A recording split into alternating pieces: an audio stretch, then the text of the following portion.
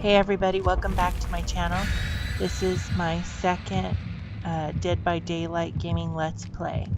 In this episode today, I'm going to be playing 2 rounds, once again, both as Survivor and both as Claudette Morel.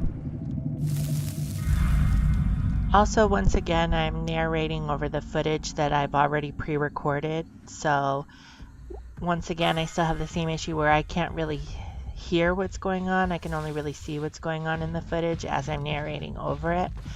I am planning on getting some equipment that will allow me to record live so that I won't have to narrate over the pre-recorded gaming footage.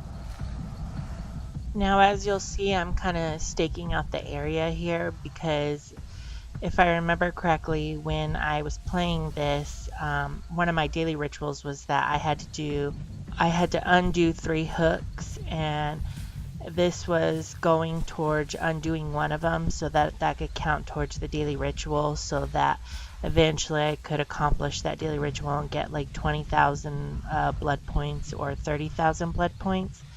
So that's why, as you'll see in this footage, I'm kind of staking the area, you know, to see if I can find a hook or not so that I can undo it and it count towards my daily ritual that I was doing at that time. This is when I saw someone being attacked and they were running, so I thought it was safe to come over here and do this hook. Plus there was somebody behind me to my right that was doing the generator over there, so I figured now was going to be the perfect time to try to undo the hook. But as you can see, I wasn't really good at doing that because as I was trying to do it, I was also scared that the killer was going to come over here and get me. And also the thing that goes around that you have to try to get in order to, you know, keep going, I kept missing those check marks and, well, as you saw, failing miserably. Also, spoiler alert, but not really spoiler alert, I do end up dying in this first round. And right about now I was like, you know what, I think it's a good idea that I sit and go back over there and undo this hook for my daily ritual. But unbeknownst to me, the killer was actually headed in our direction. And when this guy did this generator, I figured, you know, the killer's not going to be headed this way because he or she will think that we ran off somewhere else. So I figured now would be like the perfect time to go back towards the hook to undo it. And let's just say that wasn't the best idea at this moment in time, as you'll see. Also, in my defense, as you're about to see, one of the other survivors came running in my direction, and at the time I didn't know if they were being chased by the killer. Well, they were, and so that's what I mean by the killer was coming in my direction. And this guy literally led the killer straight to me. And for whatever stupid reason in my head, I was thinking that, you know, if I stood still, she might not see me. And as you can see, that didn't happen. So not only do I blame myself for standing there like a complete and utter idiot, but I also blame that guy who basically led the killer in my direction, which, by the way, I do think he did that on purpose so that he could get away and that, you know, distract her with someone else. I also remember thinking, this bitch, but she was just doing her job as the killer, he or she. But it was funny because I was like, you know, just wanted to get still, undo that hook, which I did undo. But I just remember thinking, if that guy just had not led her to me. I also was surprised when one of the other survivors who was playing Dwight Fairfield actually came up and got me off the hook. Because normally when I get hooked, for whatever reason, no one is around me, or the people who are around me are too busy doing a generator, too busy healing themselves, too busy doing whatever that they don't care, and they're just letting me die so that they can either play hatch game or they can sit and, I don't know, do another generator or something. I don't know. Now, after I was done hiding for a little bit, I got out of the locker and I went over to where this pallet was because I figured I'll heal myself here, and if the killer at all comes, I can throw the pallet down and, you know, go out this back way and get away. Or if worse comes to worse, if I hear her, hurry up and book it to one of the lockers again and hide in there. So I healed myself and, everything was fine. But that same dude, I'm pretty sure it was that same dude, or it was the other Claudette Morel that was in the round, led the killer back to me when I was healing one of the other survivors. And this is pretty much what led to my demise in this round, as you'll see. So it's just about now that I remember thinking, okay, well, these two people are down, so I can come out here and I can undo this hook and it'll go towards my daily ritual of undoing the hook. And so I figured I'll sit and do this and it's perfectly safe and the killer won't come after me. But as you'll see, I messed up the check mark, and so then that's when I went over here to hide, but this person needed my help, and I do believe it was the Dwight Fairfield, so I was like, okay, well, I'll heal him because he was nice enough to get me off the hook. The whole time I just remember hearing the heartbeat get stronger and stronger, so as I'm healing this person, I was scared, and I also missed the check mark to heal him, which made him scream, which made me even more scared because it's like it attracted the killer to come towards us even more. Plus, the person that was being chased by the killer led him or her in our direction, and so pretty much led the killer straight to us. So as I was fumbling to help, heal this person, it was the Claudette Morel that came over in our direction, which I think the killer spotted, and then here came the killer, and I stood there thinking, she's not going to get me because she's going to get the Dwight Fairfield that I was healing, or the other Claudette Morel. But of course she got me, and that's when she picked me up, walked me to this nearest hook, and just plunged me right onto it. In fact, I think I was only on it for like a couple seconds before it just went straight into like kill mode, and I had to try to struggle to save myself, but I died right away because no one was going to come and save me. So that's when I died and got sucked right up into the entity. And the whole time I remember thinking, these other survivors are trying to undermine me, because they kept, leading the killer straight to me. Now in this next round, I actually do survive. So it's one of the times that I've actually captured myself, winning. Because normally when I'm playing, I win. I'm not going to say I win all the time, but I do win. And then, I also lose too. But for whatever reason, whenever I record, I'm always losing. So this was actually one of the rare times when I recorded myself and I actually won. So I'm not a complete and utter loser. Now in this round, I made sure that I was very intent on trying to do other stuff like generators, find chests, hide from the killer, maybe rescue other survivors instead of worrying about whether or not I should undo a hook for the daily ritual. And it was about this time that I hid in this locker, and that's when I noticed the basement, so I figured I could go down there, look through a chest, hopefully get either a med kit to heal myself or another survivor faster, or a toolbox in order to repair a generator faster. So that's when I went down into the basement, and I was kind of cautious at first because some killers have perks that they can see into the basement if they're a certain amount of meters away from it, if anybody's inside of the basement. So once I felt like, the killer wasn't near me or near the basement, I went through the chest and then hid into this locker for a little bit just to make sure that the killer didn't have that perk and wasn't headed in my direction. So I hid in the locker and I decided, now it's time to stop being a scaredy cat and actually go out and do something. So that's when I ended up deciding that I was going to go out and I was going to find a generator to do while the other survivors were either dealing with a killer or doing their own generators. And so I cautiously got out of the basement, and then that's when I headed outside cautiously and then saw that another survivor had been hooked, and I actually decided, okay, this is what I'm going to do. I'm going to go to that survivor and I'm going to unhook them. But as you'll see, somebody was already headed in that direction anyway, so I didn't have to do it. And instead, that's when I decided, okay, I'm going to go out looking for a generator to do, as you'll also see.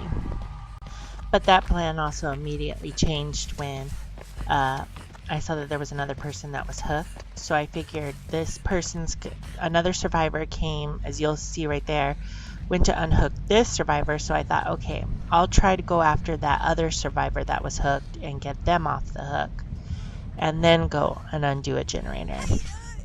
And I did do that, but I ended up getting attacked by the killer, which, as you can see from this little thing right there where that person's trying to undo the headpiece on their head, the killer was the pig from the Saw movies. So I ended up going and saving that other survivor, but I also ended up getting attacked in the process. And luckily one of the other survivors, which is a rarity when I play this game sometimes, actually came up and healed me after I just got attacked, as you will also see. So it was about now that I was thinking, okay, I got this. I'm going to rescue this survivor from this killer. I'm just going to go up and I'm going to do this, and I'm going to be such a hero. Then I'm going to go off and do a generator. And, you know, I was building up courage in my head thinking, I totally got this. You know, I'm a badass. And, you know, that's when my head got bigger than my britches. And what was funny was the killer was right there. And yet I still was like, I got this. And, you know, got them off the hook, but then ended up getting attacked myself. And it's right about here where I'm pretty sure it was another Claudette Morel, as you see, was healing me, and she actually healed me enough that I could get up and run, and then I had to go heal myself. So, like the scaredy cat that I am, I booked it to that gas station building here, and was going all around the building trying to figure out, okay, what am I going to do? Where am I going to go to like heal myself so that the killer can't get me, because she knows I'm down and she's going to be looking for me, you know, like all the thoughts in my head thinking, oh no, I'm going to die. And so I think it was right over here I just decided, you know what, I'm going to hide behind this thing. I'm going to heal myself. And then when I'm done, I'm going to, you know, go back over there to where that gas station is and look to see if there's not a generator, which there ended up being. And something funny happens in there that you'll see that I thought was really funny when it was happening. I also scared myself when I was healing myself because I screwed up on several of the check marks that I was doing while I was healing myself. And my character screamed, and I just remember thinking when I was playing, oh crap, now I'm going to signal the killer where I'm at. She's going to come and get me. But lucky for me, she didn't come, so I just kind of like, you know, was fine and finished healing myself. Also, I forgot that before I went straight to the gas station to go do the generator that I did end up finding in there, I actually went over to where this exit gate was because I figured I'll hide over here for a little bit until, you know, I can gain enough courage again to go look around and stuff. So I ended up hiding over here, and what's so funny is because of the clothes that I have Claudette Morel in, like this red jacket and that blue bonnet that she has on, she blends right into the brick wall in this level anyway. She blends right into the brick wall where, you know, I've hid in this same place before, and the killer never sees me. And you'll see because the pig actually comes by in this area chasing one of the other survivors, and she goes right past me and she doesn't even see me, and I was right there. So that's what was kind of funny, was because if she had came a little closer, she probably would have killed me. And her being there actually gave me enough courage to get up off my butt and actually go back to where I was, where the gas station building was, go in there, look for a generator to do, and then actually do it. And as you'll see, that's what I do. And it's what happens inside of the gas station that was actually really funny. Also, side note, as I'm sitting here narrating this, I was thinking to myself, I was wondering if I should do an episode of Dead by Daylight and where I narrate it, but I'm like doing ASMR voices as I'm narrating the episode, talking like this. But then I wondered whether that sounds stupid or not. So if you'd like for me to do an episode where I actually do it all in ASMR, let me know, because I just was thinking about that as I was narrating this.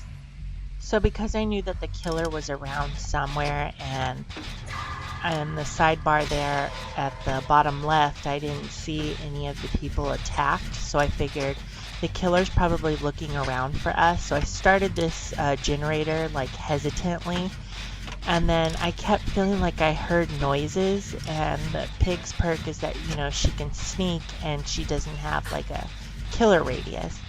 So I kept hearing like this noise that sounded like somebody was walking in grass. So I got in the locker and like was looking around, and then was like waiting for a couple seconds, and then when I didn't hear anything, then I would get back out and start the generator again. And it wasn't until the second time that I had like was doing the generator that I actually did hear something. And it's a good thing I got back into the locker, because as you're about to see, when I got back in the locker, well, I don't want to tell you because it's kind of a surprise, but you'll see it, and it's really funny. So this is when I decide to get out of the locker and actually, do the generator again, because I didn't hear any noises. And so I started it, got this check mark, and got like a skill check. And then like 2 seconds later, that's when I actually heard something, and not just like, stuff in my head that I think I was hearing but wasn't really hearing. I don't know. So I like book it to the locker and then hide in there. And I would say about 4 seconds later comes in, I don't know if it's Ania Carlson or a Meg Thomas. I'm pretty sure it's Ania Carlson. She comes in right about now. And it's Meg Thomas, okay. And the killer, the pig, came right in after her. And what was funny was the entire time, like, the killer is going after this Meg Thomas on the other side of this truck. And here, the whole time, I'm in the locker as they're going around this truck playing catch the mouse or whatever. And I thought that was funny, because it's like, if she would have just turned around and opened the locker, I was literally in there. So I thought that was really funny. So I waited about like 2 seconds before I decided to get out of the locker, just to make sure that, like if I got out of the locker, she wasn't going to come straight for me. So I waited till she actually picked up this Meg Thomas. And then that's when I got out of the locker, got the hell out of that building, and realized that the exit gates were actually open, and was like, there's an exit gate right here. So that's when I was like, okay, I'm going to open up this exit gate, and I hope to God that this killer does not get me.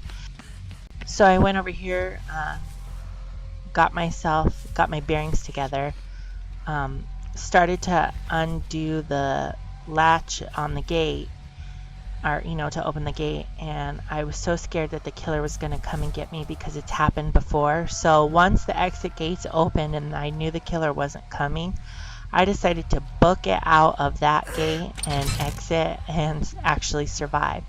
So as you'll see right here, I actually did win a round. So it's on record that I actually have won. And I'd like to thank you for watching yet another of my Dead by Daylight Gaming Let's Plays episode 2. So thank you for watching, and bye.